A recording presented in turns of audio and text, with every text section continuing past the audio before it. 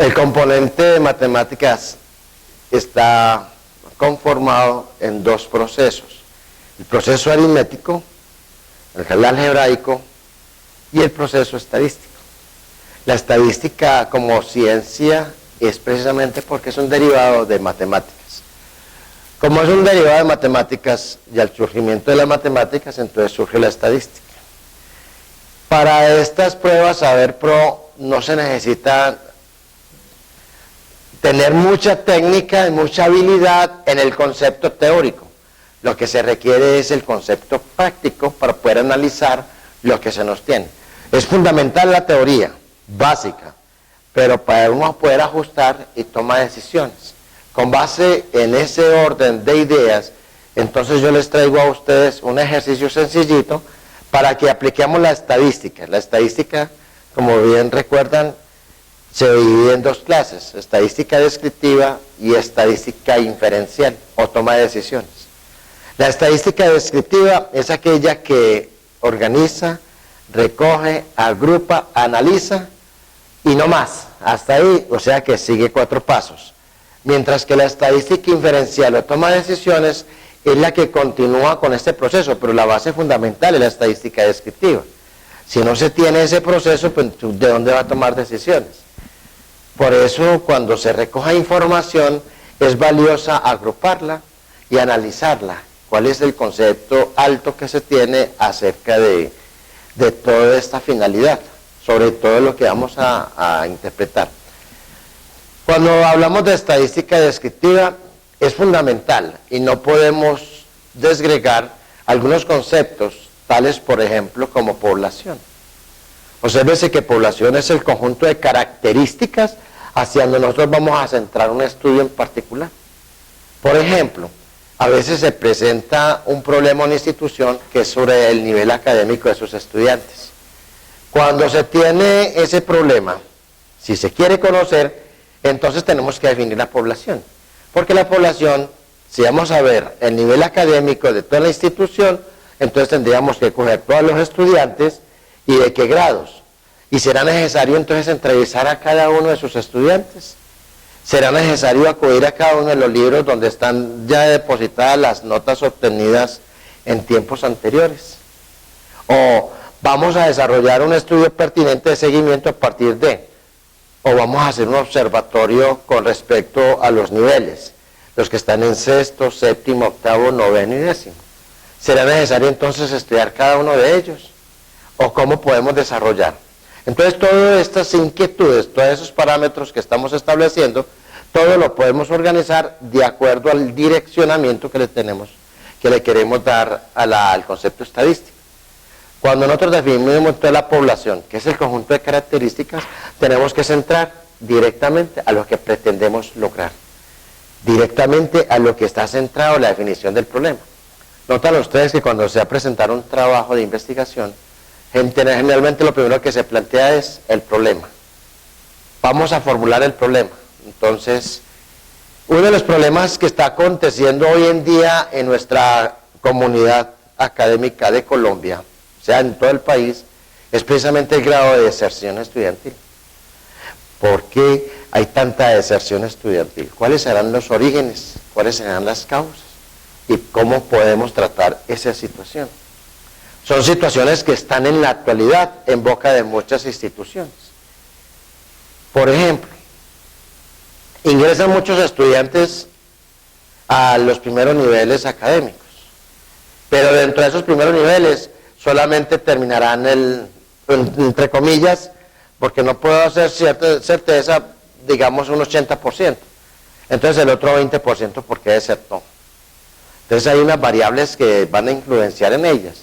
Puede ser por el rendimiento académico, puede ser porque no están correctamente orientados hacia lo que ellos pretendían estudiar, puede ser que no les dio por efectos laborales, por efectos familiares. Entonces hay que mirar toda esa incertidumbre que se presenta alrededor de ellos. Porque cuando inician, digamos, 50 estudiantes solamente, no terminan su ciclo, solamente un 8, un 10 o un 15%. ¿Qué pasó entonces durante todo ese lapso? A veces hay unos estudiantes que pierden la materia, entonces se van rezagando, pero todo eso es de interpretación y de análisis. Y para ello se necesita recoger información. Por eso la estadística es fundamental, porque vamos a enterarnos de lo que está aconteciendo. Es más, desde ese punto educativo es un concepto, pero desde nuestro punto de vista familiar también lo tenemos. Por ejemplo, en nuestra casa, un promedio de gastos mensuales. Si nosotros nos reducimos, no mejoramos, optimizamos los gastos, a veces el ingreso es un poco más bajo que los excesos de esos gastos. Entonces necesitamos controlarnos. A veces hay desbondad en esa plata, en ese direccionamiento. Por ejemplo, en diciembre que muchas familias reciben a sus primas. Pero ¿qué pasa? Hay abundancia. Pero ¿qué pasa en enero? Automáticamente no se regula y no planeamos cómo debe de ser los próximos meses venideros. A veces compramos un poco de cosas que en realidad no se necesitan. Pero nosotros todos tenemos un presupuesto y un promedio. Como dentro de los promedios tenemos el alimento. Pero tenemos que tener también la educación. Pero también tenemos que sacar el medio de transporte. Y hay una variable que nosotros no tenemos en cuenta. Y esa variable es la variable recreación. Si yo les pregunto a ustedes, ¿cuánto tienen ustedes disponible para la recreación mensual? Yo les aseguro que ninguno tiene en cuenta esa situación. Y eso es una variable fundamental. Porque todos nosotros no podemos estar solamente centrados en el trabajo. Porque también tenemos que tener un poco de esparcimiento, de recreación. Y un factor importantísimo, la integración familiar. Si nosotros no tenemos integración familiar, entonces es un caos. Lo que se está viendo hoy en día a través de nuestros medios informáticos y los medios de comunicación. Obsérvese que todas las personas ya es con el móvil, con el teléfono, y son todos chanteando. Y pueden haber un grupo de 5 o 6 personas, y al menos 4 de ellas tienen el teléfono y chateando con otras personas. Inclusive puedes tener el vecino al lado, o el familiar al lado, y están conversando entre ellos mismos, pero a través y no se miran. Qué tristeza, hasta dónde vamos llegando. Pero todo eso también se puede medir, y se puede medir a través del concepto estadístico. Entonces, cuando yo definí la población, que es el conjunto de características, es hacia donde nosotros tenemos que direccionarnos, pero no solamente a través de la población vamos a tener toda la información. A veces no necesitamos encuestar a todas las personas para enterarnos de algo. Simplemente podemos sacar una muestra y con base en esa muestra tomar unas bases fundamentales acerca de la población, la opinión. Entonces la población se va a dividir en dos, población finita y población infinita. Población infinita es aquella que no tiene limitado el número de sus elementos. Población infinita, por ejemplo, la cantidad de hormigas que hay en un panal. ¿Quién sabe cuántas hormiguitas habrá en un panal? Son millones. Pero la población también puede ser infinita. Nos dicen la constelación universal. ¿Cuántas estrellas tenemos? Se dice en estadística que cuando los datos superan 10.000 o más, la población ya es una población infinita. ¿Por qué razón? Porque cuando se hacen los cálculos para el tamaño de la muestra, su resultado va a ser lo mismo, tanto para 10.000 u 11.000 elementos como para aquellos de 20.000. ¿Por qué? Porque el comportamiento va a ser siempre similar, va a ser siempre igual. Por eso se dice que la población es infinita cuando superan 10.000 o más datos, 10.000 encuestas, 10.000 registros. Nosotros no necesitamos entrevistar a toda una persona. Y la población finita es aquella que conocemos el número de nuestros elementos. O sea que siempre va a estar determinado. Por ejemplo, aquí en nuestra escolme sabemos cuántos estudiantes tenemos matriculados. Entonces, como la conocemos, se dice que la población es finita. La Universidad de Antioquia sabe cuántos estudiantes tienen matriculados. Entonces la población es finita. Pero no solamente corresponde al número de estudiantes, también puede ser el de los profesores. Cuando ya está definido ese concepto, también tenemos la población, y la población es finita. Es decir, cuando conocemos el número de sus elementos, la población es finita. Es muy importante identificar eso. Por ejemplo, una empresa. Una empresa, el número de clientes que tiene es infinito. ¿Por qué es infinito? Porque a cada uno de sus elementos puedes llegar. Pero ellos determinan hasta dónde puede ser la capacidad y quiénes son los posibles clientes futuros de ellos. Qué rico que todo fuera, por ejemplo, las empresas públicas de Medellín, que tienen una población como a Medellín y todos los otros municipios aledaños, aparte de eso su extensión. O sea que la población para ellos es una población infinita.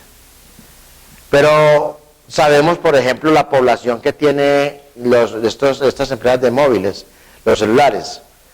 Ellos saben cuántos clientes tienen registrados su número. Quiénes son activos y quiénes son inclusive inactivos.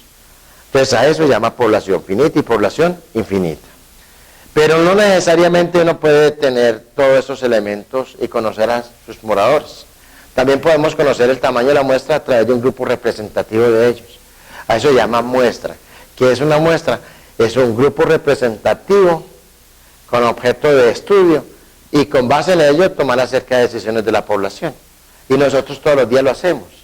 Generalmente cuando vamos a comprar una prenda de vestir, primero realizamos un sondeo para ver cuál es el almacén que mejor medios de vestimenta nos está ofreciendo. Y también un factor fundamental que influye allí como variable, que es el precio. Y también a veces la calidad del producto. Entonces todo eso hace parte del concepto estadístico. Entonces tenemos la población y tenemos muestra, que la muestra es el conjunto de características que vamos a estudiar, y la cual tiene que ser representativa. Cuando hablamos de muestreo, el muestreo son las diferentes etapas que desarrollamos para lograr un objetivo. Entonces el muestreo,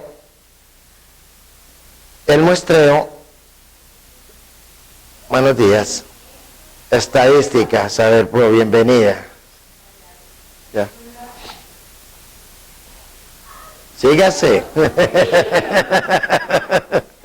Bueno, entonces el muestreo son los diferentes mecanismos para lograr la obtención de la muestra. Y con base en ello tenemos la conclusión acerca de toda la población.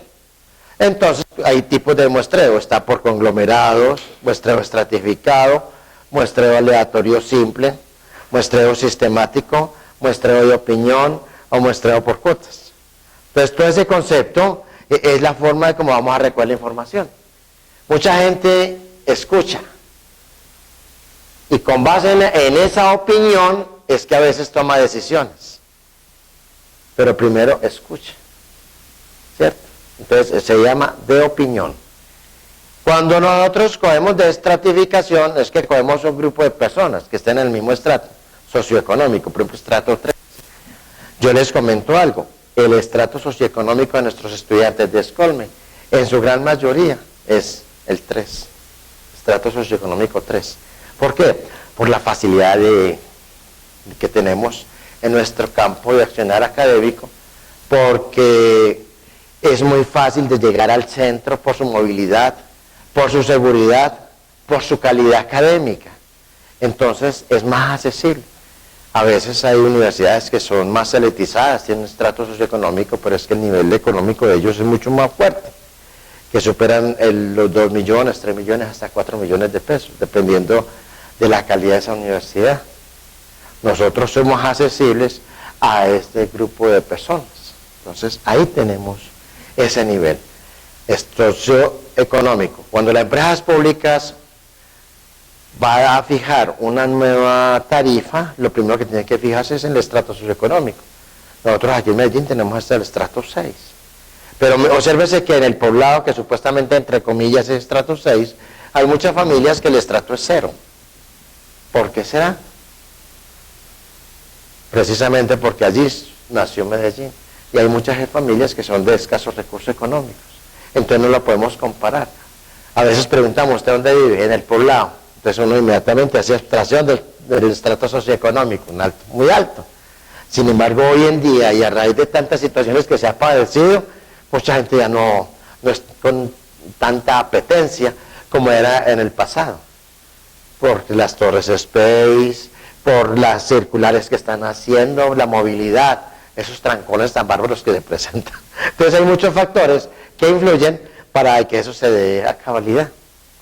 Una vez que nosotros ya definimos la población, la muestra y sabemos la técnica para recoger información, o sea, a través del muestreo, entonces uno define la fuente. ¿Cuál es la fuente que nosotros vamos a llevar para recoger información? Y hay dos fuentes, está la fuente primaria y la fuente secundaria. La fuente primaria es aquella cuando recogemos información directamente, cuando a través de la encuesta, a través de lo que observamos, a través de la opinión, se recoge la información directamente. Eso se llama fuente primaria. Y la fuente secundaria es aquella que se agrupa de otros medios, que tenemos que ir directamente hacia otros sitios a buscar información. Dentro de ellas tenemos las bibliotecas, la fuente que nos suministra el DANE periódicamente a través de la situación económica, pero las revistas también nos dan, las revistas económicas, la prensa, otros medios escritos, los libros, por ejemplo. Notan ustedes que cuando hacemos un trabajo, lo primero que nos exigen nuestros docentes es la ficha bibliográfica. ¿De dónde obtuvieron ustedes la información para poder basarse en los hechos que están describiendo? O sea, se llama bibliografía, y la bibliografía es un elemento secundario. Listo, entonces cuando uno define ese concepto, ahí está la parte estadística. Estos son bases fundamentales para poder adentrarnos al conocimiento estadístico. Una vez que nosotros tenemos definida ya lo que es la fuente primaria, tenemos descrita la fuente secundaria, entonces vienen también otras fuentes, que son fuentes internas.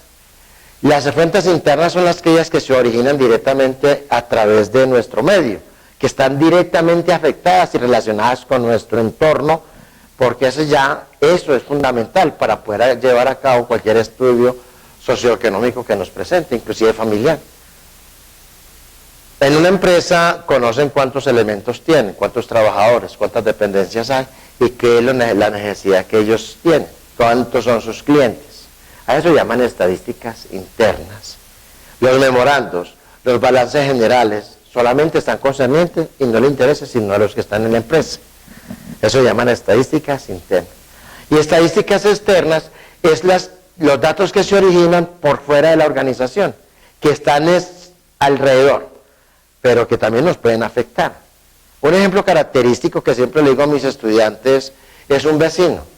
Si yo vivo en Buenos Aires y llega a mi cuadra, hay enseguida a vivir un vecino que los fines de semana no hace sino música, entonces ese vecino es una fuente externa que me va a afectar mi sueño, me va a afectar mi familia, porque es que eso todo tiene su razonamiento. Entonces, si es una familia que cada 8 días están parrandeando, nosotros nos podemos aguantar ante esa situación. Tenemos que tomar una voz de protesta, porque nos está afectando moralmente lo que nos está presentando. Inclusive hasta se me puede valorizar la propiedad. No, que vivía ahí al lado de los costeños, entre comillas, qué pena con los costeños, entre comillas, hay que quitar ética. Que ya cuando está editando hay que quitarlo, listo. Bueno, es que mire que ellos, eso es verdad, porque es que ellos colocan unos bables grandísimos y es para toda la cuadra. Y a veces son desde los sábados a las 4 de la tarde, y a las 6 de la mañana el día siguiente y todavía están escuchando. Y que pusieran música buena. Uy, qué tarros. A veces hay tiques se le salen a uno, ¿cierto? Bueno, dentro de esas estadísticas que ya vimos 4, también están las variables. Y dentro de las variables vamos a identificar 2 fundamentales, que son variables cualitativas y variables cuantitativas. Variables cualitativas son aquellas que describen cualidad, mientras que las cuantitativas son aquellas que describen cantidad, cuando son todos de tipo numéricas. A veces nos dicen cómo le pareció tal cosa y siempre contestamos buena, regular, excelente.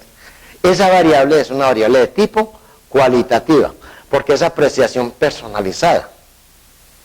Cuando es cuantitativa, entonces siempre nos van a dar términos numéricos. Por ejemplo, ¿cuántos estudiantes hay aquí en este grupo? Entonces hay 29, hay 30. ¿Qué edad tienen la mayoría de sus estudiantes? Entonces son variables que son de tipo cuantitativo, inclusive podemos conocer la estatura.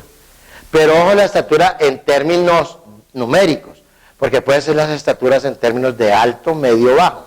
Cuando nos describen de esa forma, la variable es de tipo cualitativo. ¿Sí? Entonces, tenemos dos, cualitativa y cuantitativa, pero estas a su vez se van a subdividir en variables continuas y variables discretas. Variables discretas son aquellas características que son de fracción precisa, de fracción exacta, que no se pueden desgregar ni separar por ninguna forma. Un ejemplo característico de ellos puede ser estas mismas sillas. ¿A quién le venden media silla? O 3/4 partes de una silla. Siempre, así sea una varilla, pero esa varilla como unidad de medida es exacta, es precisa. A eso se llama variables discretas. Los hijos. Así sea que le falte un brazo, no deja de ser un hijo y no deja de ser una persona. Entonces es variable discreta. Variables continuas son aquellas que se pueden separar, que se pueden fraccionar. Por ejemplo, cuando acudimos a la tienda y que nos venden medio kilo de papas, o vamos a la carnicería y compramos 1 kilo de carne. Entonces todas esas unidades de medidas son establecidas como variables continuas. Pero no solamente eso, el tiempo, por ejemplo, se puede separar, porque el tiempo se puede medir por años, meses, días, horas, minutos, segundos. Entonces, con base en eso, es que se dice que cuando se puede fraccionar, la variable es de tipo continua. Pero también tenemos variables dependientes y variables independientes. Variables dependientes son aquellas características que dependen del resultado de otras. Por ejemplo, los hijos dependen de los padres. Ustedes, para poderse graduar, dependen de aprobar todas las asignaturas que tengan establecidas en el pensum y dependen fundamentalmente en la presentación de un trabajo de grado. Pero en este momento también dependen de la presentación de las pruebas de ABERPRO, porque si ustedes no presentan las pruebas no se pueden graduar. Eso es una exigencia, un requisito ya de la normatividad que tenemos vigente. Si notan ustedes, cuando hay dependencia, nosotros como seres humanos dependemos de el agua, la vestimenta, el alimento, el techo, nuestra familia, los vecinos que nos rodean a veces influyen también en ello. Entonces son variables dependientes. Variables independientes son aquellas características que actúan en forma aislada, es decir, no influyen para nada en su concepto. Un ejemplo característico de ellos puede ser el medio de transporte. Obsérvese que hoy en día tenemos varios medios de transporte. Tenemos los carros particulares, tenemos los taxis, que son de servicio público, tenemos también la bicicleta, la moto, o hasta a pie. O quien dirá, algunas personas vendrán en carro de rodillos, otros vendrán en patineta. Pero eso hace que tengan forma de movilizarse. Aparte de que están haciendo una actividad física, pues están desarrollando un medio de transporte. Hay otras variables que en su interior significan en forma similar a las anteriores. Por ejemplo, variables aleatorias, que son aquellas variables que se eligen en forma al azar. Son variables que pueden ser independientes o pueden ser dependientes. Entonces, cuando uno elige variables, automáticamente hay que identificar las 6 componentes básicas que les di inicialmente, que son variables cualitativas, variables cuantitativas, variables discretas, variables continuas, variables dependientes y variables independientes. Son las 6 fundamentales. ¿Listo? Una vez que ya tengamos todo este concepto teórico definido, entonces ahora sí vamos a la aplicación de algunos ejercicios prácticos. Entonces, cuando nosotros vamos a recoger información a través de la fuente primaria, o sea, a través de las encuestas, vamos a recoger información y vamos a optimizarla a través de un cuadro de frecuencia. El cuadro de frecuencia, por lo tanto, es un resumen de toda la información que estamos recopilando. Un ejemplo característico es el siguiente.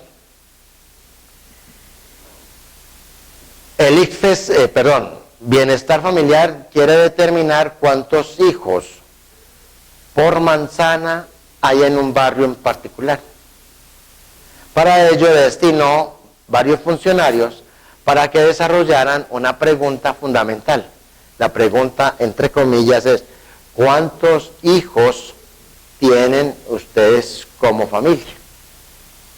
Entonces, se acude a cada una de las casas que habitan en una manzana y la primera familia dijo: yo tengo 3 hijos. Otra familia dijo: tengo 2 hijos. Otra familia dijo: tengo 1. Otra dijo: tengo 2. No tengo hijos. La otra: no tengo hijos. La otra: yo tengo 4. Tengo 2 hijos, 1, 1, 1, 0, 1, 1, 2, 1, 0, 1, 3, 1. Supongamos que estos son entonces hijos por familia encuestada. ¿Cuántos hijos hay? ¿Cuántas familias, tenemos acá? Entonces tengo familias. 1, 2, 3, 4, 5, 6, 7. 7 por 3, 21. Entonces hay 21 familias encuestadas. Todo esto es mucho más fácil identificar cuántos hijos tienen por familia. Entonces todo esto lo vamos a llevar a un orden. Y ese orden se llama cuadro de distribución de frecuencia, para poder optimizar todos estos datos que tenemos a través de un solo cuadrito. Entonces tenemos el cuadrito y aquí tenemos entonces, aquí está la variable que se encuentra en estudio. La variable que se encuentra en estudio en este momento serían entonces hijos por familia, hijos. Entonces se coge el menor valor y el mayor valor. El menor valor es 0, pero el mayor de todos tenemos que es 4. 0, 1, 2, 3 y 4. Y aquí vamos a tener una frecuencia absoluta. Este símbolo significa sumatoria, o sea, sume todos los datos o totalícelos. Entonces, la frecuencia se llama frecuencia absoluta porque se define como el número de veces en que se está repitiendo la variable. En este caso, la variable que estamos en estudio son los hijos. Pero ¿quién nos está reportando el estudio? Las familias.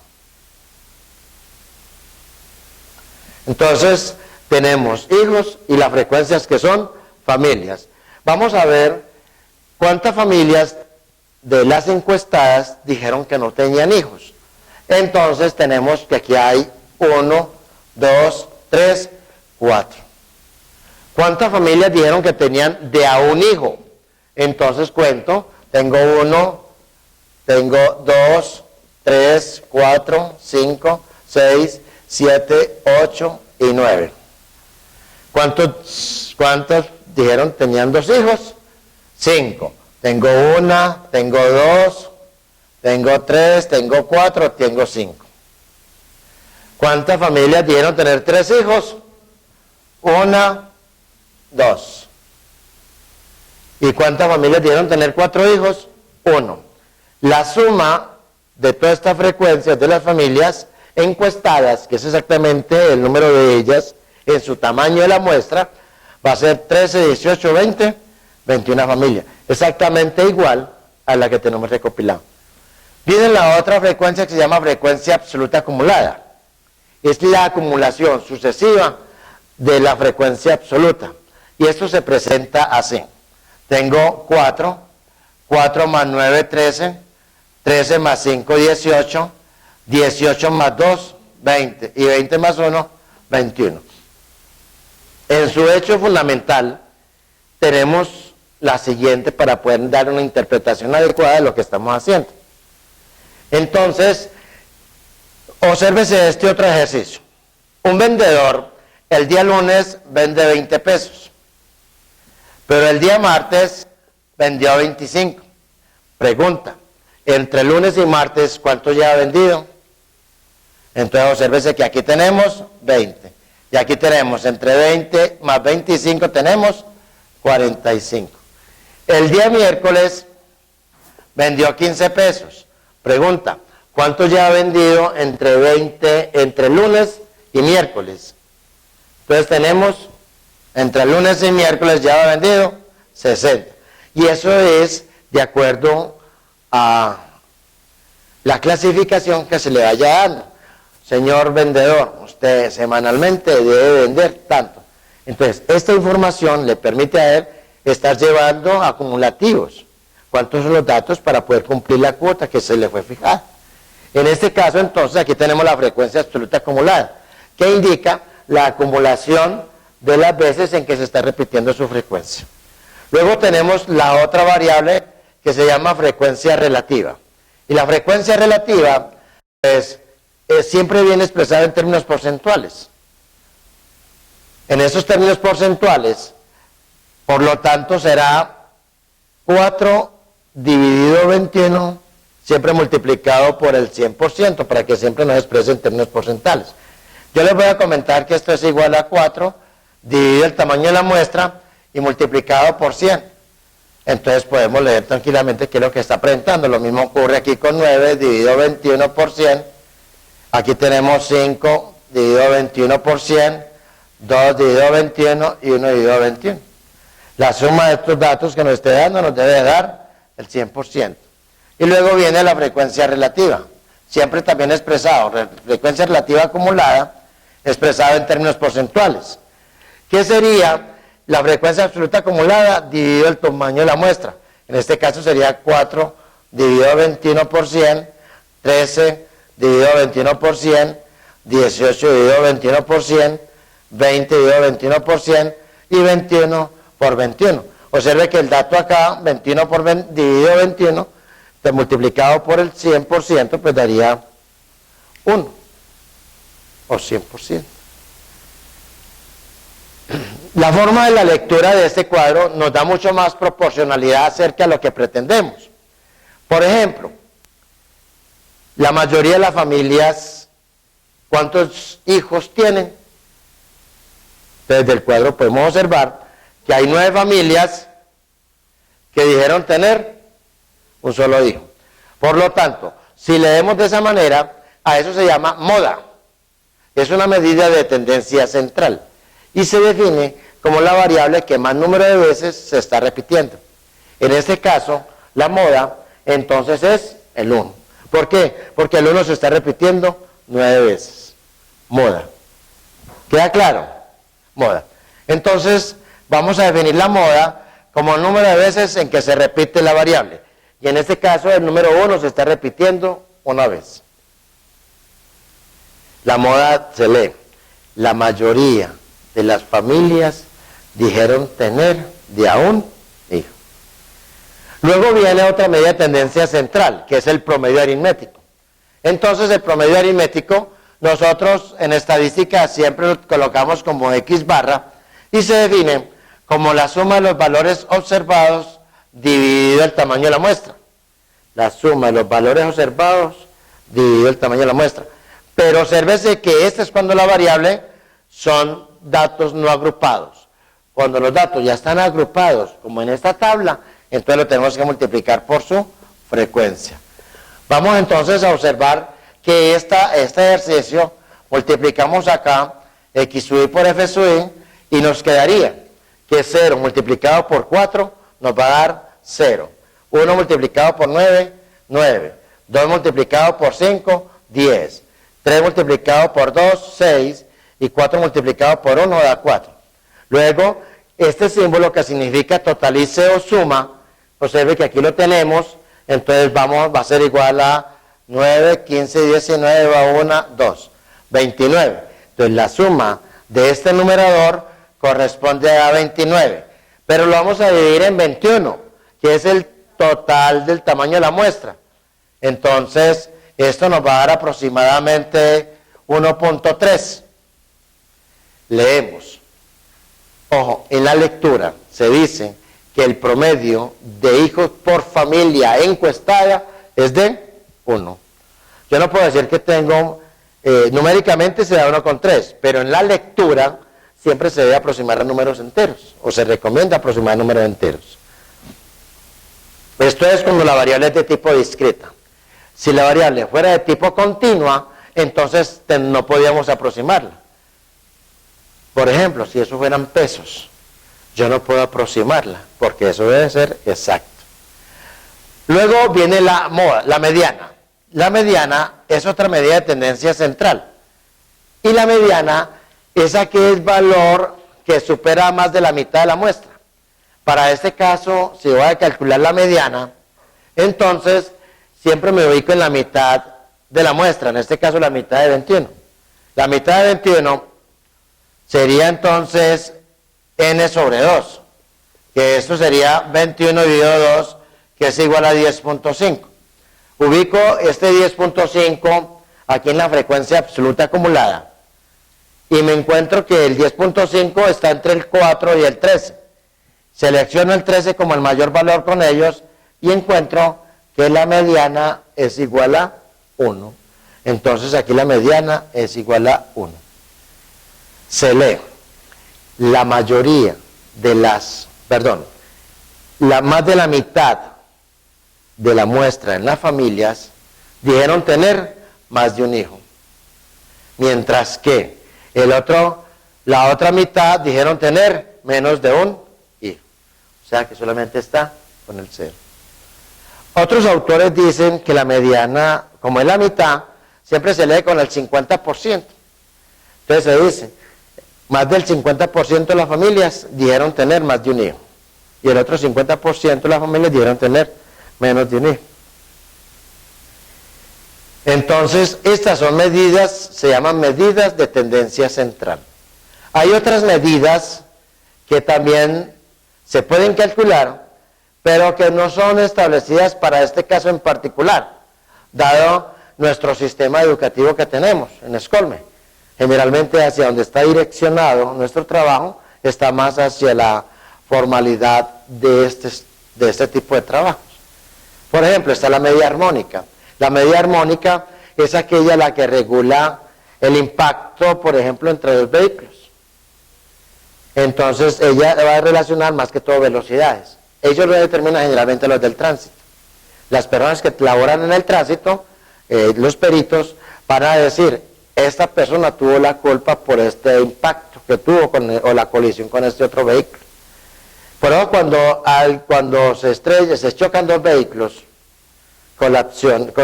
¿cómo se dice? Colisionan, entonces siempre le dicen, quieto, no lo mueva, porque a mayor distancia, mayor velocidad. Entonces una relación directamente proporcional. Porque cuando se choca tienen que quedarse ahí donde están. ¿Listo? Entonces ahí se utiliza medida armónica siempre, generalmente para trabajar en física. En química, ya a nivel de laboratorio, se trabaja con hipergeometría. Entonces, la medida geométrica se utiliza para medidas muy, muy pequeñas. Por ejemplo, el promedio de glóbulos rojos que nosotros podemos tener. Entonces, solamente a través de los logaritmos es que podemos trabajar esa unidad de medida. Entonces, nosotros, como no vamos a trabajar en esa parte, por eso nosotros no lo argumentamos, simplemente la mencionamos. El promedio de espermatozoides que puede tener el hombre en estos momentos. Anteriormente abundan en la mayoría de nuestros abuelos. En este momento ha bajado demasiado su intensidad. Por eso las familias que quieren tener hijos, a veces hay dificultad, porque es que el medio ambiente ha influenciado demasiado para ello. Es un tema bastante fuerte que solamente se lo vamos a dejar a las personas que trabajan en sociología, sobre todo en la parte de sexología, o en la parte de química, con respecto al componente orgánico de nuestro cuerpo. Entonces démosle esa partecita a ellos, que solamente son de laboratorios. Nosotros en la parte de mercadeo, en la parte de finanzas, en la parte comercial, en la parte de comercio exterior, estamos relacionados con estas medidas. Ahora, esta medida de tendencia central siempre se va a definir que a través de un solo grupo que tenemos va a haber una medida de tendencia central que es representativa de todo ese valor. Por eso mucha gente habla en términos de promedio. El promedio de edad de este grupo de personas es tal. Entonces siempre de todo un grupo vamos a decir uno. ¿Por qué la moda? Porque la moda es la mejor medida de tendencia central cuando la variable es de tipo cualitativa. En algunos casos, lo que es el promedio aritmético y la mediana no se pueden calcular. La razón es que estas medidas son fundamentales para cuando las variables son de tipo cuantitativa. Como son de tipo cuantitativa, entonces se utilizan esas medidas. En otro caso no se puede obtener. Voy a colocar otro ejemplo aquí de variables cualitativas, que de pronto en el surgimiento de las pruebas les van a clasificar a ustedes en su pregunta. Por ejemplo, del siguiente cuadro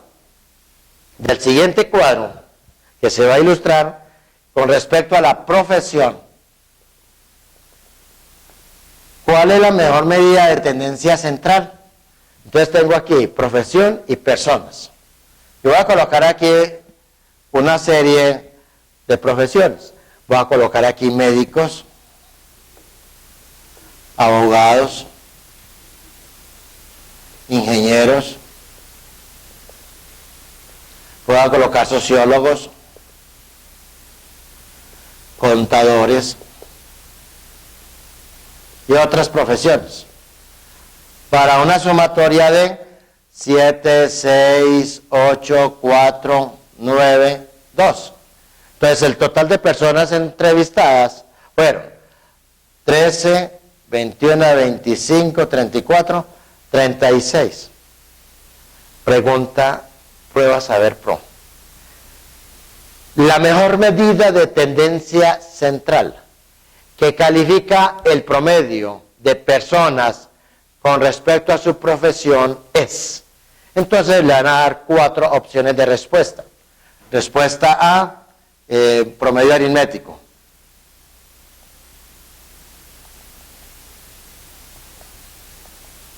Respuesta B, mediana. Respuesta C, moda. Respuesta D, medida armónica.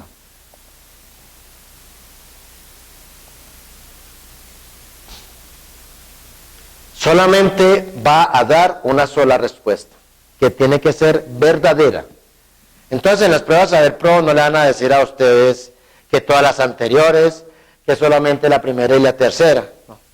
En matemáticas, en estadística, solamente va a haber una respuesta, la cual debe ser verdadera. Para este caso, de acuerdo a lo expuesto en este temario, ¿cuál creen ustedes que es la mejor medida de tendencia central?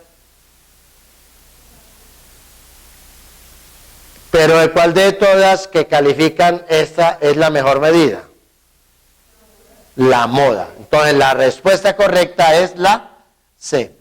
¿Por qué? Porque la moda es la medida de tendencia central que califica cuando la variable es de tipo cualitativa. El promedio aritmético para este tipo de ejercicios no califica. ¿Por qué razón? Porque si me definen que el promedio aritmético es la sumatoria de los valores observados por su frecuencia, dividido el tamaño de la muestra, observe cómo queda. Quedaría 7 médicos, 6 abogados, 8 ingenieros, 4 sociólogos, 9 contadores y otras profesiones. Entonces, eso no tiene como sentido. ¿Cómo voy a sacar yo un promedio que no me puede dar de esa forma? Lo mismo ocurre con la mediana. Para calcular la mediana, yo tengo que colocar y hallar la frecuencia absoluta acumulada, que numéricamente la puedo hacer. Obsérvese que quedaría 7 más 6, 13, más 8, 21, 25, 34, más 2 sería 36. Se dice que la mediana es la que está en el centro. Si yo divido 36, me va a dar 18. 36 dividido 2, 18. Y 18 está entre el 3 y 21. Escojo el 21 como mayor valor y encuentro que es ingeniero. Entonces se dice, el 50%, más del 50% de las personas son de profesión. Sociólogos, contadores. La lectura en su interpretación es complicadísima. Ahora, si yo le cambio el orden a esas profesiones, coloco aquí ingenieros, abogados, obsérvese que ya no me va a dar igual. O sea que el promedio aritmético y la mediana Cuando la variable es de tipo cualitativa, no se puede calcular. Entonces, siendo la mejor medida, la moda. Por eso, en esa calificativa. ¿Sí me estoy haciendo entender? Pero con base en este mismo ejercicio, voy a seguir representando este otro. Vamos a ver lo que se llama histogramas de frecuencia. Para este mismo ejercicio en particular, es muy importante interpretar la información. Ya a ustedes les van a hacer las preguntas. Entonces, obsérvese que de 4 hay que identificar, y no es memorístico, simplemente es de conocimiento de lógica, porque es que si no sabemos el componente o la descripción de la medida, es difícil identificar cuál es la mejor.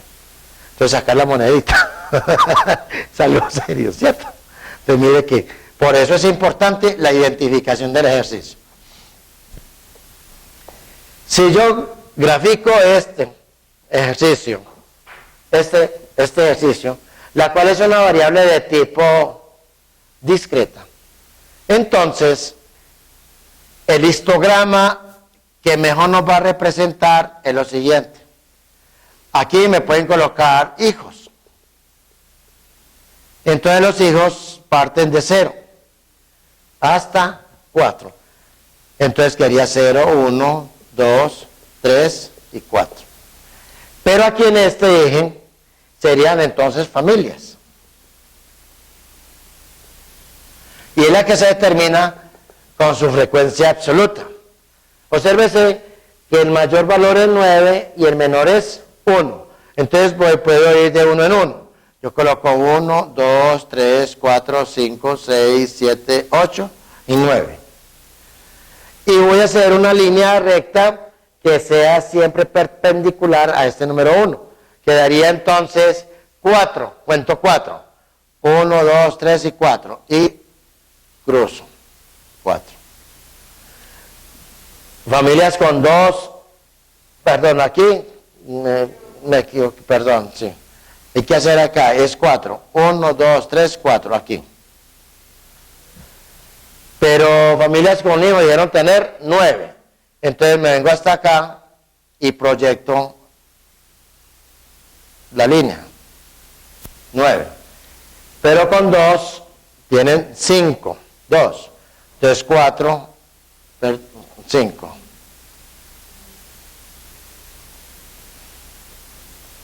Con 3, 2. Con 4, 1. Ese cuadro se llama cuadro histograma de frecuencia absoluto. Cuando le coloque porcentajes, entonces ya puede ser histograma de frecuencia relativo. Generalmente en la vida real siempre nos van a colocar es términos porcentuales. Pero aquí nos pueden hacer una serie de preguntas. Aquí yo hice este histograma. Voy a decir que este es el histograma número A. Voy a hacer el histograma número B. Y lo voy a hacer así. Exactamente similar. 0, 1, 2, 3, 4. Aquí voy a colocar hijos. Y aquí puedo colocar familias. Y voy a colocar 1, 2, 3, 4, 5, 6, 7, 8 y 9. Pero voy a colocar aquí este. Voy a colocar aquí aleatoriamente este. Voy a colocar aquí aleatoriamente esta. Voy a colocar aquí este. O este así. Y este va a decirle que es la D. Pero también puedo hacer C. O sea que hago 4 cuadros, histogramas de frecuencia. Y D. Y nos pueden preguntar, ¿cuál es el mejor histograma que representa la situación anterior? ¿Sí observan cómo es la pregunta? Entonces, ustedes van a mirar cómo va a estar clasificado. Cuenten estas rayitas. 1, 2, 3, las rayitas. Porque cada rayita es la que corresponde a cada componente. Listo, entonces ustedes cuentan y ya no es sino identificar. Entonces automáticamente la mejor respuesta es la A. Les recuerdo que para las pruebas deben de llevar lápiz número 2, deben de llevar borrador, no lleven bolso, no se permite entrar con celulares, no se permite entrar sino la cédula de ciudadanía, de resto nada, y lleven economía, plata para almorzar, listo. ¿Por qué razón? Porque hay situaciones que no se le permite entrar absolutamente nada. Entonces de una vez para que quede clara la situación, listo, lleguen allá mani vacía, solamente lleven el lápiz borrador, no más. Y lápiz tiene que ser número 2. ¿Por qué? Porque es la que coge el computador para poder calificar las respuestas. A ustedes les van a dar un lector y ese examen hay que depositarlo allá, no se le van a sacar tampoco. Respuesta y hojas de preguntas deben de dejar. ¿Listo? Para que ustedes estén claros con respecto a ese tema. ¿Cuándo les toca presentar las pruebas a ver pro? El 8 de junio.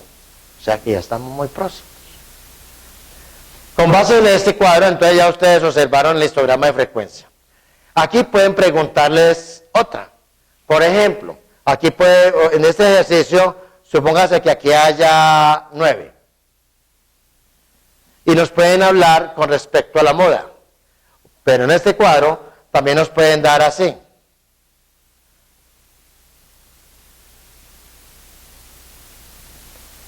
Y nos pueden preguntar, ¿cuántas modas tiene el ejercicio anterior? Obsérvese que aquí hay modas de 1 y modas de 3. Entonces la distribución, ¿cómo es? Modal, bimodal, amodal o trimodal. Entonces, cuando se dice que es modal, es porque tiene una sola moda. Cuando dice que es bimodal, es porque hay 2 veces que se está repitiendo la moda. O sea que es bimodal, porque tiene el 9 que está repitiendo una vez y el 3 que se está repitiendo 9 veces, el 1 que se está repitiendo 9 veces. O sea que la distribución es una distribución bimodal. Listo. Si hubiesen 3 modas, entonces sería trimodal. Notan que partió a través del cuadro de frecuencias. Muy bien. Cuando a nosotros nos dan este histograma de frecuencias, todo es análisis y todo es gráficas. Y hay que saber analizar e interpretar sus resultados. Por ejemplo, en este caso en particular, para este primer ejercicio, a ustedes le dan ese cuadrito, ese histograma de frecuencia, y nos pueden preguntar, la mayoría de familias tienen ¿cuántos hijos?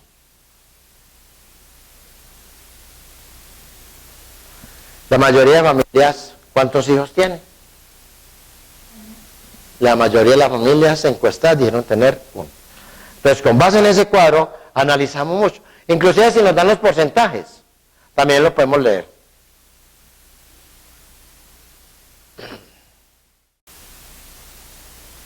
Listo. O asimetrías. Ese se llama el tema. Medidas de deformación o medidas de asimetrías. ¿Listo? ¿Por qué se presenta esto? Obsérvese. Cuando el promedio aritmético es igual a la mediana y es igual a la moda, se dice que la distribución es simétrica. Es decir, todos sus datos son equidistantes, iguales. En esta se dice que la distribución es asimétrica positiva. ¿Por qué razón? Porque el promedio aritmético es mayor que la mediana y a su vez es mayor que la moda. O puede ser mayor también que la moda y mayor que la mediana. Pero también puede ser que esta sea mayor que la mediana igual a la moda. Entonces, cuando el promedio aritmético cumple una de estas 3, la distribución es asimétrica positiva.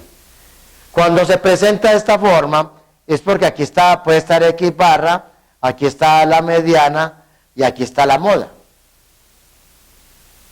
Entonces, se dice que X barra es menor que la mediana y es menor que la moda. ¿Dónde nos damos cuenta? Cuando nosotros hacemos el polígono de frecuencia, la unión de estos puntos medios, y hay una tendencia hacia la derecha. Entonces, observe que aquí en el polígono hay una tendencia hacia la derecha.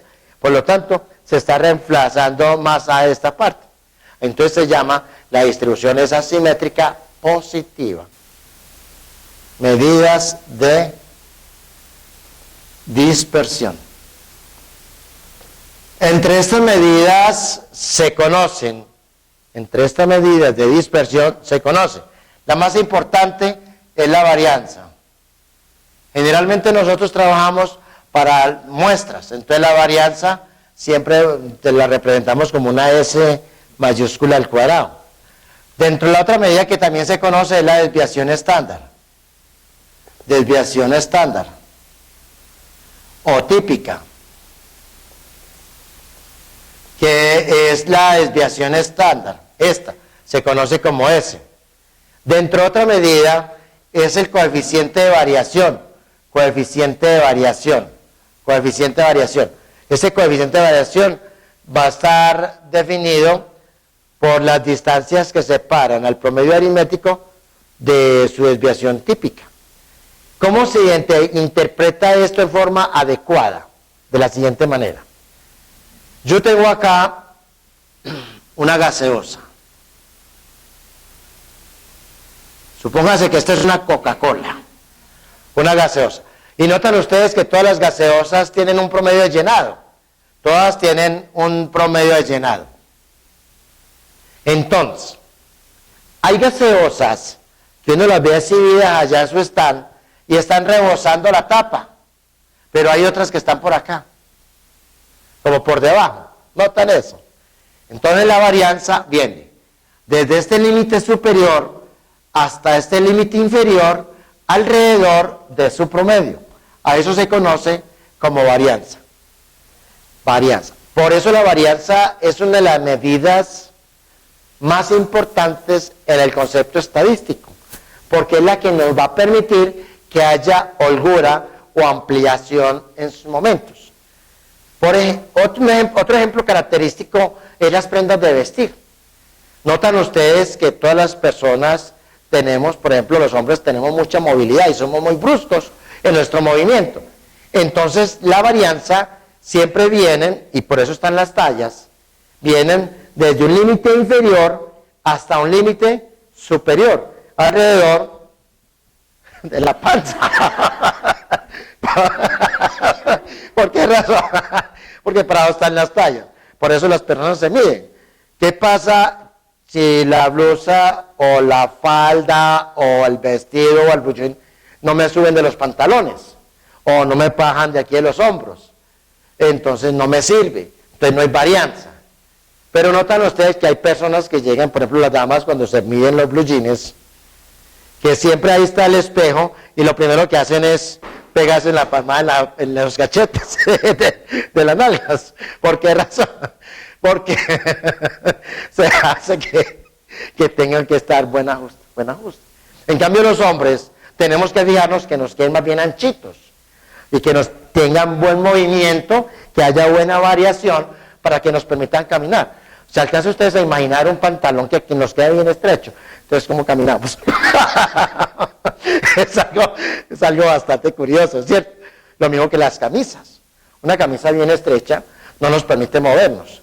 Entonces, por eso, anteriormente, con el nacimiento de nuestros bebés, cuando nosotros nacimos, nuestras mamás conseguían unas cobijas, unas todas raras, y nos envolvían que para que no hubiera deformación en los piecitos de los niños, de los bebés. Hoy en día se hicieron los pañales y lo primero que dicen, no, es que tiene que dejarlo que se movilice, que se desarrolle. Por eso la diferencia entre el antes y el ahora, hay mucho significado. Esa diferencia es lo que marca la varianza. ¿Sí? Las puertas en una empresa tienen que tener cierta medida para poder desplazarse. Si hay material prima, si hay productos o si hay desplazamiento de personas. El ancho, por ejemplo, en la universidad, entre los pasillos, debe ser como mínimo 1,5 metros o 2 metros. Y en las puertas de los salones tiene que tener como mínimo siquiera 1,5 metros, para que haya buen desplazamiento, tanto los que salen como los que entran. Notan ustedes los pasillos, los corredores en el metro, aquí en la ciudad de Medellín. Deben de ser un poco espaciosos por la cantidad de flujo de personas. Miren las peldaños. Es más, ya con respecto a nuestra educación que nos ha impartido gracias al metro, ya la forma de orientarnos. Por favor, si va a subir, circule por la derecha. Si va a bajar, circule por su derecha. Entonces hay un orden. Y la persona que pasa como en contraversión a esa información, como que se choca y uno como que va en dirección contraria. ¿Notan ustedes eso? Y a veces hasta lo puedes llevar a uno por delante. Entonces, por eso es importante la varianza. En la norma SICONTEC, lo primero que se determina es la varianza. ¿Cuál es la permisibilidad que se va a presentar en la elaboración de un producto? Entonces hay muchos productos que tienen esta varianza, pero hay otros que la varianza es 0. Enseguida les comento el porqué. Entonces, esto es varianza. La desviación estándar, por lo tanto, viene desde este límite superior hasta el promedio. A eso se llama desviación estándar. Y viene de este promedio hasta este límite inferior. Por eso se dice en su definición que la varianza es la suma de los valores observados menos el promedio en unidades cuadráticas sobre n-1, donde n es el tamaño de la muestra, x barra es el promedio, x sub i es el valor observado, pero observe que está en unidades cuadráticas. Esto es cuando los datos están así en desorden, pero cuando ya lo organizamos en orden, entonces ya se multiplicaría por su frecuencia absoluta, por el número de veces que se está repitiendo esa variable. Y la desviación estándar, esta, entonces viene siendo la raíz cuadrada, más o menos la raíz cuadrada de la suma del valor observado menos el promedio dividido en n-1 por f sub i. Esta es la raíz cuadrada de su varianza. Si nosotros sabemos que la varianza es ese al cuadrado, entonces la desviación estándar es más o menos la raíz cuadrada de su varianza. Por eso en todo trabajo que desarrollamos en estadística, primero calculamos la varianza. Y una vez que ya obtenemos la varianza, ya le sacamos la raíz cuadrada de ese valor numérico. Y esto es un error si nosotros decimos que este 2 se cancela con el radical. Eso es falso, mucho cuidado con eso, no se puede desarrollar. En términos castellanos, ¿qué es la desviación estándar? Por eso se dice más o menos. Notan ustedes cuando nosotros vamos a la tienda y compramos una libra de arroz. En el empaque del arroz dice peso aproximado, 500 gramos. ¿Será que tiene exactamente 500 gramos? O puede tener un poquito por encima, un poquito por debajo. Entonces, cuando está un poquito por encima, es esta medida. Pero cuando es un poquito por debajo, es esta medida. Eso significa que la varianza tiene que estar comprendida entre esos dos valores. Eso es lo que hace la oficina de pesas y medidas. Que verifiquen que exactamente esté dentro de los promedios los pesos de los productos. Hay unos productos que dice peso neto. Y si es peso neto, nosotros no podemos exigir más, porque eso tiene que ser exacto. Por ejemplo, el chocolate. Ahí dice peso neto o contenido neto, 250 gramos. O sea, media libra. O una libra, entonces tendría que ser 500 gramos, una libra. ¿Sí notan ustedes? Cuando nosotros salimos de nuestras casas, a veces sabemos cuánto salimos. Digamos con un billetico de 20,000 pesitos. ¿Y con cuánto regresamos? a veces nos extralimitamos. Por los 20,000 pesos es la varianza. Lo que nosotros nos gastemos durante el transcurso, pues eso es el óptimo. Uno no puede gastar más de lo que uno tiene. Si nota dónde está la disciplina y el control del éxito. Entonces a eso se llama varianza. Pero se llama que es una medida de dispersión, pero es la que nos va a permitir que todos nos regulemos. Un ejemplo característico de estas situaciones es cuando se presentan, digamos, en las empresas de gaseosas. ¿Cuántas tiendas deben de visitar sus ejecutivos de venta? Por sector o por barrio. Entonces ellos tienen establecido unos límites. Ellos dicen, deben de visitar de acuerdo al producto, digamos, entre 90 y 110 tiendas por día. Si visitan menos de 90 tiendas, entonces están por debajo de su especificación. Pero si visitan más, felicitaciones, sigan así, quedan muy bien. ¿Sí nota? Dentro del campo del mercadeo y con respecto a la tienda, se llama TAT, este programa hay una hora que es una hora muerta, que generalmente es entre la 1 y las 3 de la tarde. A esa hora le indican que es la hora del atraco. Entonces hay muchos negocios de nuestras tiendas, de nuestros barrios, que lo cierran a esa hora, es una hora de descanso. Y las calles son muy solas. Entonces las personas que laboran allí más bien optan por tener como disciplina cerrar los negocios a esa hora. Cuando esos vendedores acuden a esas tiendas, saben cuáles son las tiendas que tienen cerradas ahora, entonces no pierden el tiempo, se tienen que desplazar hacia otro lugar o a otra tienda, pero hay que visitar ese negocio, porque si no lo dejan en productos, sin productos, y vienen después llamadas de atención, ¿cierto? Entonces, sí me hago entender con respecto a estos temas. Hay otro tema que es de medidas de dispersión que se llama el coeficiente de variación. El coeficiente de variación se va a definir como la desviación estándar dividido el promedio aritmético multiplicado en %.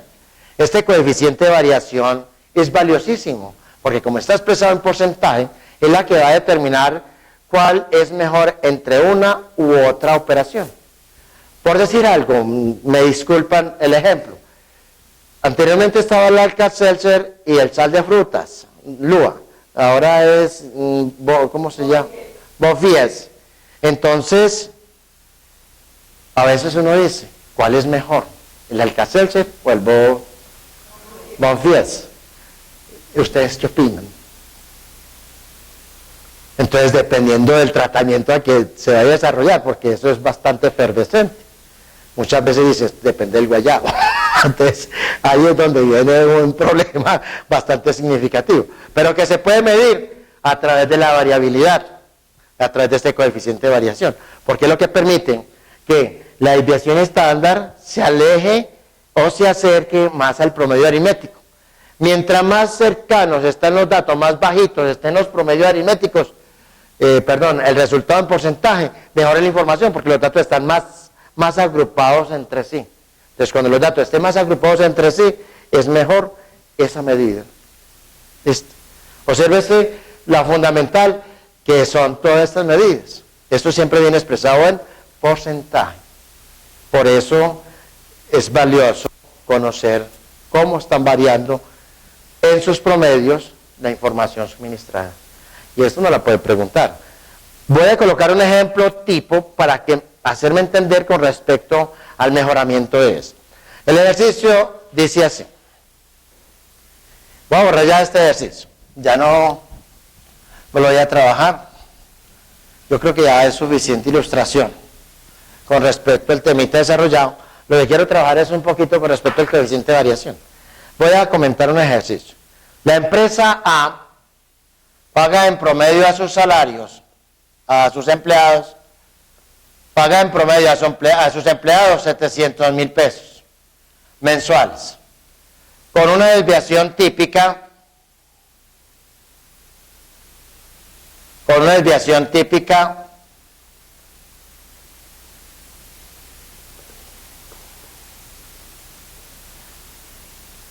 digamos de 30,000 pesos. Otra empresa B del mismo sector paga en promedio a sus empleados 850,000 pesos, con una desviación típica de 83,000 pesos. Pregunta: ¿cuál empresa paga mejores salarios? ¿La empresa A o la empresa B? Entonces es un factor comparativo. Y la única medida que me permite establecer cuál paga mejor es a través del porcentaje de variación, coeficientes de variación. Entonces, uno dice, el coeficiente de variación de la empresa A va a ser igual a la desviación estándar dividido su promedio, multiplicado por 100. Mientras que el coeficiente de variación de la empresa B va a ser 83,000 dividido el promedio en que pagan, que da 850,000 multiplicado por 100. ¿Cuánto nos da este, ya que tú tienes calculadora? 30.000 dividido 700.000 multiplicado por 100.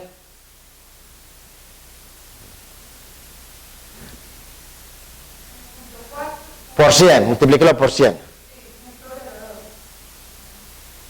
No, 30.000 dividido 700.000 por 100.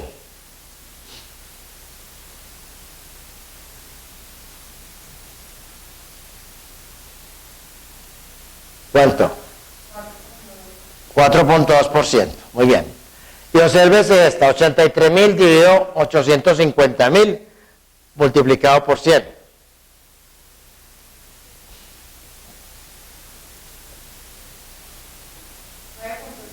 9.7.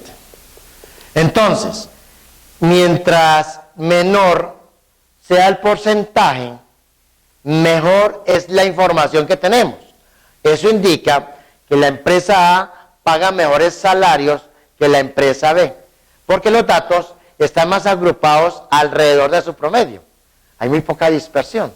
Entonces hay más conformismo, mejor óptimo de resultados. Esta tiene más conflictos, tiene más problemas. Puede presentarse más flujo de deserción inclusive en su fuerza laboral. Entonces, ahí la gran diferencia entre uno y el otro. Por eso son medidas de tendencia central valiosísimas. Herencias con